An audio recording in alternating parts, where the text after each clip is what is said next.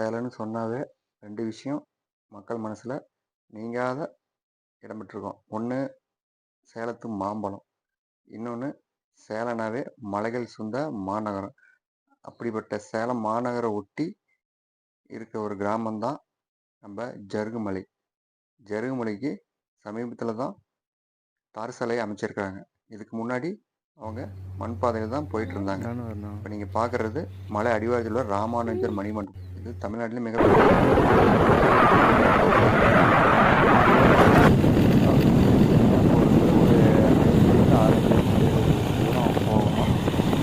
Car போகிற அளவுக்கு ஒரு இந்த வருடங்களுக்கு நிறைய போட்டாங்க. கேமராவும் இருக்குது.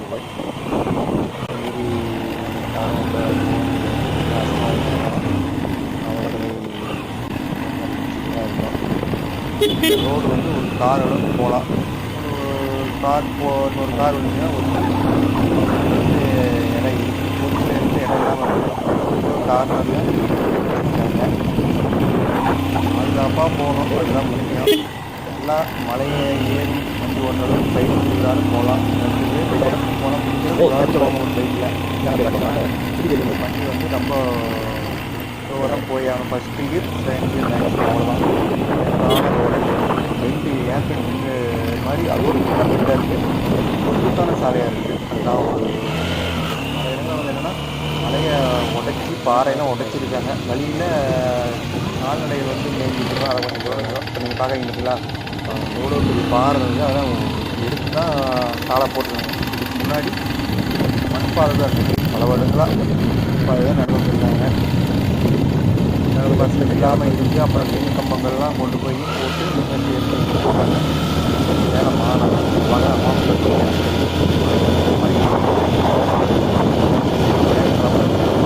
டவர் போகிற மாதிரி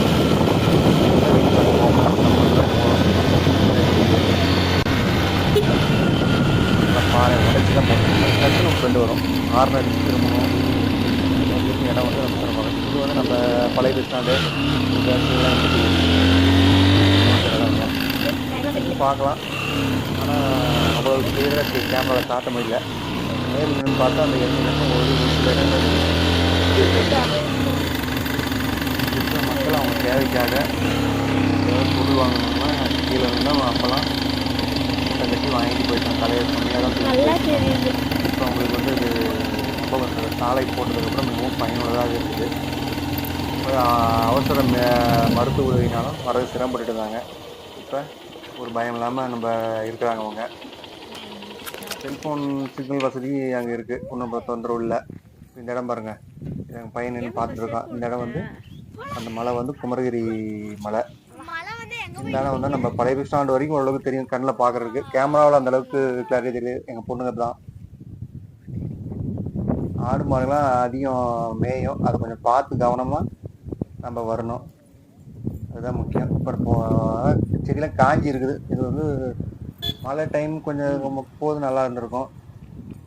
இன்னும் முக்கியமாக அடிக்கடி ஏன் சொல்கிறேன்னா கவனத்தில் இருக்கணும். பைக்கில் போகிறீங்க கொஞ்சம் கவனமாக போகணும்.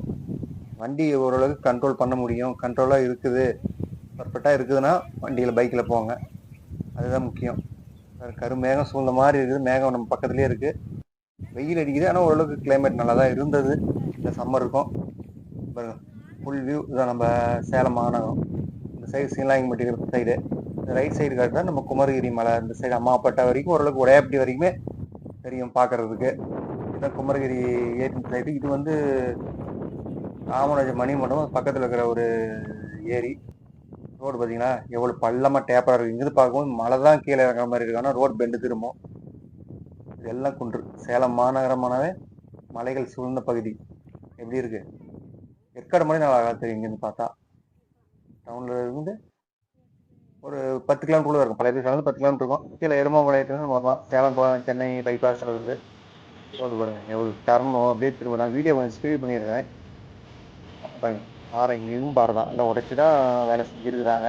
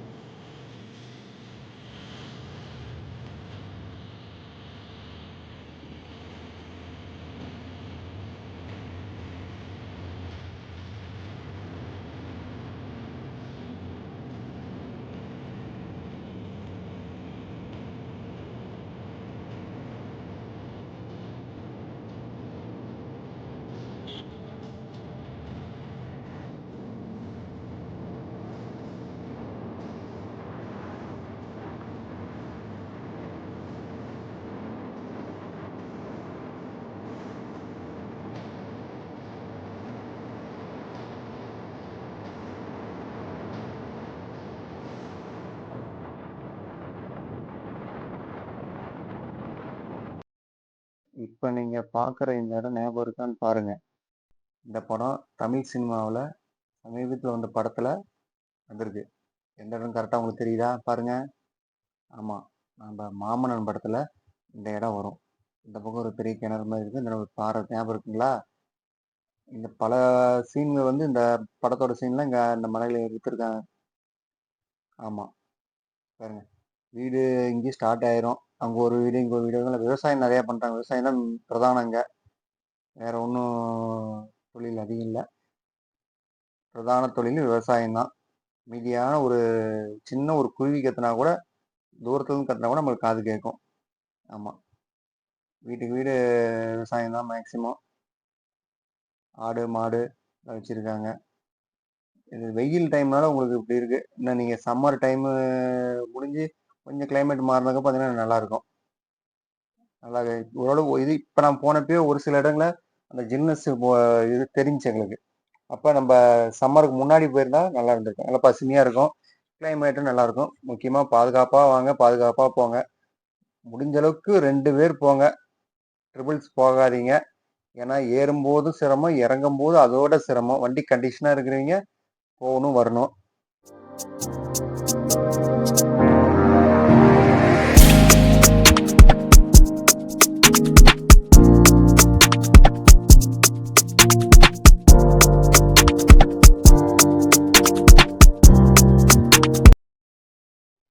மொபைல் சிக்னலு சில இடத்துல இல்லை. ஆனால் ஒரு மேலே கிராமத்து பக்கமாக நாங்கள் போயிட்டோம். போகும்போது தான் ஒரு டவர் இருந்தது. அது என்ன டவர்னு பார்த்தா நம்ம பிஎஸ்என்எல் டவரு. அது ஃபுல் பாயிண்ட் கிடைக்குது. மற்ற நெட்வொர்க்கு ஒரு சில இடத்துல அதிகமாக கிடைக்குது, ஒரு சில கம்மியாக தான் கிடைக்குது. இதான் நீங்கள் பார்த்துட்டு தான் டவர் போட்டுருங்க. சோலார் பேனல் வச்சுருக்காங்க. எப்பயுமே டவர் சிக்னல் எதுவும் ப்ராப்ளம் வரக்கூடாதுன்னு. அதனால் ஒன்றும் பிரச்சனை இல்லை. கிராமத்துக்கு பக்கமாக வந்துட்டோம். இன்னொரு கொஞ்சம் தூரம் தான் கிராமம். இந்த இடம் கொஞ்சம் சமப்பகுதியாக இருக்குது ரோடு. ஒன்றும் பிரச்சனை இல்லை. அப்படியே போயிட்டு இருந்தோம். தார் ரோடு எது வரைக்கும் வருது அப்படின்னு சொல்லிட்டு போகலான்னு, ரோடு இருக்க வரைக்கும் போகலாம் அப்படின்னு போயிட்டே இருந்தோம். அங்கேருந்து பார்க்கும்போது நம்ம சிட்டி வியூ வந்து ஃபுல்லாக சேலம் மாநகரம் ஓரளவுக்கு தெரியும். நல்லா தெரியும் நேரில் நின்று பார்க்குறது. மொபைலில் அந்த அளவுக்கு தெரியல. கண்ணில் நின்று அங்கே பார்த்தா நல்லா தெரியும் வச்சுங்களேன். நம்ம பசுமையாக இருக்கிறப்ப போயிருக்கணும். சம்மரில் போனோம். போயிட்டே இருக்கும்போது பார்த்தா ஒரு பெரிய பலாமரம் கண்ணில் மாட்டிச்சு. அதை பார்த்தோன்னா வண்டி அங்கே நிறுத்தினவங்க தான் 1 மணி நேரம் அந்த இடத்துல வரல. அதான் பிஞ்சு பூவு. இது வந்து பூவை வச்சு வெடிக்குது. வெடிச்சதுக்கு பிஞ்சாவது. பிஞ்சு பக்கத்தில் இருக்கிறது பூவது. இது வந்து காய். காய் யாரும் நம்ம பெருசு தான் பார்த்துருப்போம். பழமாக பார்த்துருப்போம், பிஞ்சு காய் பார்த்துருப்போம். ஆனால் இவ்வளோ சின்ன பிஞ்சு நம்ம கத்திரிக்காய் சைஸ் தான் இருக்குது. அதோட சின்னது கோகா சைஸ் முதல்ல வருது. பூ மாதிரி வந்து அது வெடிச்சு அப்படி காய பெறும். எவ்வளோ பெரிய மரம் பாருங்க. 3 பேர் சேர்ந்து கட்டி பிடிச்சாதான் அந்த மரத்தை கட்டிப்போம். அவ்வளோ பெரிய மரம். பல வருடங்களுக்கு முன்னாடி இருந்து மரம் இருக்க மாட்டேன். இந்த மரம் நாங்கள் பார்த்த இடத்துல ஒரு 3 மரம் இருந்துச்சு. இது இந்த மரத்தில் பிஞ்சுங்க ஃபுல்லாக இருந்தது. பசங்க அந்த போட்டோ நின்று அவங்களாம் பார்த்ததே இல்லை, நானே பார்த்ததில்ல. அப்புறம் பசங்க எங்கே பார்த்துட்டு போகிறாங்க, அங்கே ஃபோட்டோலாம் எடுத்துக்கோம். இந்த இடத்துல இன்னொரு மரம் தூரத்தில் இருந்துச்சு. நான் நடந்து போய் பார்க்கலாம் அப்படின்னு சொல்லி போனேன். பாருங்க கிராமம் பாருங்க. இந்த இடத்துல கொஞ்சம் வீடுங்கிறது தள்ளி போனாலும் இருக்குது. அந்த மரத்தில் பெரிய பெரிய பழங்கள் இருந்துச்சு. சின்ன மரம் தான் இருந்துச்சு. நான் நடந்து போனேன். இது வந்து சின்ன மரம். பழம் சின்ன பிஞ்சா இருக்குது பாருங்க. மரம் கிளை ஃபுல்லாக கீழே அடிமரத்துலேருந்து பிஞ்சு இருக்குது. கை தொட்டு பார்க்குற அளவுக்கு சின்ன சின்ன பிஞ்சுங்க நிறைய இருக்குது. அவங்களாம் அங்கேயே நின்ட்டாங்க. அந்த மரத்தை பிஞ்சு பார்த்துட்டு நான் கொஞ்சம் நடந்து வந்து பார்த்தேன். இங்கே ஒரு மரம் இருக்குதுன்னு. இங்கே வந்து பார்த்தா பெரிய பழங்களே இருந்தது. பார்த்தீங்களா எத்தனை பழம் இருக்குது. அந்த பழ வாசனை அங்கேருந்து பார்க்கும்போது நான் சுவாசிச்சு பார்த்தேன். அவ்வளோ அழகாக இருந்தது. பார்க்கும் போதே சாப்பிடணுன்னு. ஆனால் தோட்டத்துக்கு கேடு நம்ம கை வைக்கணும்.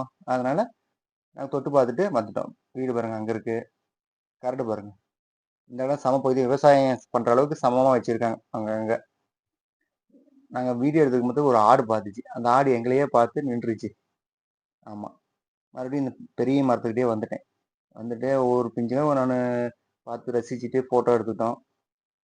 ஆமாம், ஏற்கனவே ஒரு ஷார்ட்ஸ் வீடியோஸ் போட்டிருக்கேன் என்னுடைய இந்த யூடியூப் பேஜில். அதை பாருங்கள், பார்த்தீங்கன்னா தெரியும். ஆமாம், எப்படி இருக்குது பார்க்குறதுங்க. பார்க்குறதுக்கு அழகாக இருக்குது பாருங்கள் மரம். காய் பாருங்கள். இல்லைன்னா சீசனுக்கு நல்லா பெருசாயிரும். அது முடிச்சுட்டு அப்படியே கிளம்பி கீழே வந்துடலாம்னு சரி கிளம்பிட்டோம். வரும்போது சொன்ன ஞாபகம் இருக்குங்களா? இதான் அந்த கிணறு. எப்படி இருப்பாங்க, எவ்வளோ பெரிய கிணறு.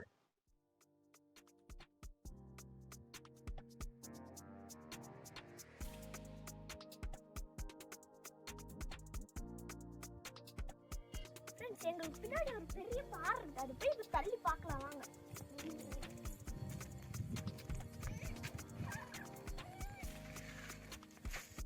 சத்யகீதாவும் பாறையை ரொம்ப நேரமாக தள்ள முயற்சி பண்ணிட்டு இருக்கிறாங்க, ஆனால் முடியல. சத்யகீதா, என்ன பண்ணுறீங்க? பாறையா தள்ளி முடிச்சிடுவீங்களா? சஞ்சயும் சத்தியமும் பாறையை தள்ளிட்டு இருக்கும்போதே அவங்க ஒரு மாட்டு கூட்டம் வந்துச்சு. மேய்ச்சலுக்கு போயிட்டு கரெக்டில் மேய்ஞ்சிட்டு கீழே வந்துடுச்சு. அதை பார்த்தோன்னே பயந்துட்டாங்க, இவ்வளோ மாடு வருது நம்ம பக்கம் வந்துருமான்னு. ஆனால் அது மேலேருந்து வந்து கீழே இந்த பக்கம் அந்த குட்டையிலேருந்து தண்ணி போகுது. அங்கே ஒரு கீழே சின்ன குட்டை மாதிரி இருக்குது, தண்ணி குடிக்க வருது. மதிய வேலையில் எப்போவுமே இங்கே வந்து அந்த மாடு கூட்டமாக மேயுது பார்த்தீங்களா, அவங்க மேய்ச்சலுக்கு போகிறீங்க, இங்கே இந்த இடத்துல தண்ணி குடிச்சு மாதிரி இருந்தானே கீழே போய் மேய்ப்பாங்க. இதெல்லாம் வந்து மேய்ச்சல் மாடுங்க. காலையில் மேய்ச்சலுக்கு வந்துச்சுன்னா சாயந்தரம் திரும்பவும் அது வந்து அவங்க வீட்டுக்கு போயிடுது. கூட்டிகிட்டு போய் மேய்ச்சலுக்கு ஒருத்தர் இருக்கார், அவர் பெரிய ஒருத்தர் அங்கே இருந்தார் பாருங்க, எல்லாம் லைனாக வந்து தண்ணி குடிச்சிட்டு இருக்குது. ஆமாம், மாடு தண்ணி குடிக்கிறத நானும் சேர்ந்து பசங்களோட வேடிக்கை பார்த்துட்டே இருந்தேன். அது ஒரு 5-10 நிமிஷம் மாடு தண்ணி குடிச்சிட்டு அது மறுபடியும் திரும்ப மேய்ச்சலுக்கு கீழே இந்த சைடு கிளம்பிடுச்சு. நாங்களும் அப்படியே மாநகரத்தை தாங்கிறத இன்னொரு டைம் பார்த்துட்டு கீழே கிளம்பான்னு கிளம்பிட்டோம். வர வழியில் பார்த்தா தான் பாருங்கள், நம்ம எந்த இடம் தெரியுதுங்களா, அது ராமானுஜ மணிமுண்டை இருக்கிற குளம் அந்த சைடு. இந்த பக்கம் பாருங்கள், நம்ம சென்னை போகிற பைபாஸு, அதுதான் குமரி மலை. இந்த இடம் பாருங்கள், இதுவும் மாமனம்பரத்தில் ஒரு இடம் தான். ரோடு எவ்வளோ டவுனாக இருக்குது பாருங்கள். திரும்பவும் சொல்கிறேன், ஏறும் போது கவனம் வேணும், திரும்பவும் இறங்கும் போது கவனம் வேணும். வர வழியில் எங்கள் வீட்டுக்காரம்மா ஆவாரம்பூ செடியை பார்த்தோன்னே நின்று ஒரு பை நிறைய ஆவாரம்பூ பறிச்சிட்டாங்க. எதுக்குன்னு கேட்கலையே, அதை நிழலில் காய வச்சு பவுடர் ஆக்கி முகத்துக்கு பூசி குளித்து வந்தால் அந்த முகப்பூர் வராமல் இருக்கும். ஆமாம், ஆடு பாருங்க, பாறையில் ஏறதுக்கு வழி பாருங்க, அது எப்படி ஏறி அந்த ஒரு பாறை இடுப்புலையும் கால் வச்சுக்கிட்டீங்க. பசங்க பார்த்துட்டு எப்படிப்பா அந்த ஆடு அங்கே போச்சு, எப்படி கீழே விழுந்துடாதா அப்படின்னு. இல்லைம்மா, அதெல்லாம் பழக்கம் தட்டணும், ஏறி பழக்கம். அது எவ்வளோ தூரம் வேணும் அதே மாதிரி தான் ஏறும், திரும்ப அது பத்திரமா இறங்கி வந்துடும். எங்களை பார்த்தோன்னே கிளம்பி மாதிரி காட்டுக்குள்ளே மேய்ச்சலுக்கு போயிடுச்சு. ஓகே நண்பர்களே, இந்த வீடியோ உங்களுக்கு பிடிச்சிருந்தா பார்த்துட்டு கமெண்ட் பண்ணுங்கள்.